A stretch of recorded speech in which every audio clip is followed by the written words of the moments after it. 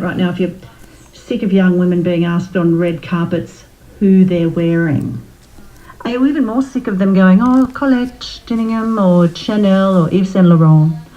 So how refreshing is it to then hear at least one actress say nothing of the sort? Zoe Tuckwell-Smith at the Logies wore a stunning dress, and it all came from something called the Red Carpet Project, which is hoping to promote sustainable fashion. RMIT University PhD student Georgia McCorkill is the woman behind it. Hello, Georgia. Hi, Lindy. Congratulations on this. Oh, thank you very much. Then, how do you get fashion to be sustainable? Oh, that's such a big question. Where do we start? Is it about the actual material itself? Yeah, there's different aspects to it. There's the materials itself, that's really, that's important. But if you take a product life cycle perspective and you think about all of the other things that we do after we actually make those materials, there's also the actual going from the materials to the making of the garment to the actual wear of the garment, which is a really big aspect in terms of the laundering and they'll use washing it again. we do. And yeah, exactly. And then right through to the disposal, and is that garment going to go into landfill or can it be re-entered back into that cycle, and it can be something that perpetually goes round and round.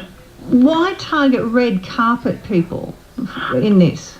Well, I was really interested in the notion of using celebrity culture and using popular culture to get out a message around sustainability. And it's a really important issue. I think it's something that's incredibly important, not just in fashion, but in all other areas of our life. And then I wanted, but juxtaposing that against something such as the red carpet, which is seen as so trivial. So I was interested in putting those two things together and seeing if we can use something that's normally quite trivial and say something that's important in that forum. Well, here we are doing it for a start, which is a good thing. Exactly. Was it hard to get, I mean, I know you got Zoe to wear one of your outfits, and to be honest, you couldn't tell. I mean, it was beautiful anyway, for a start.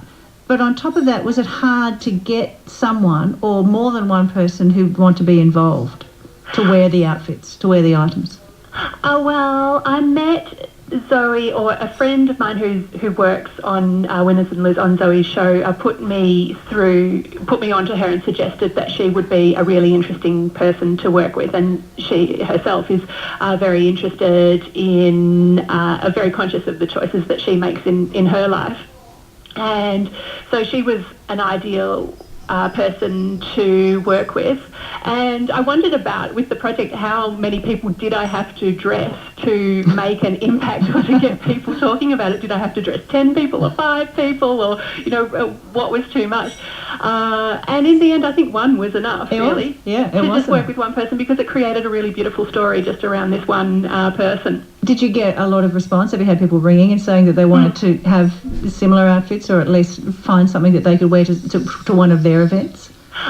Yeah, I've had various people asking about having dresses made. I haven't had any celebrities yet call me in regards to their next red carpet requirements. So, what about, are you going down weddings path or something like that? Are you branching out? Well, the area of weddings is really interesting too, because I think it does have a really red carpet aspect to it. I think people are almost celebrities on their wedding day now. Yeah.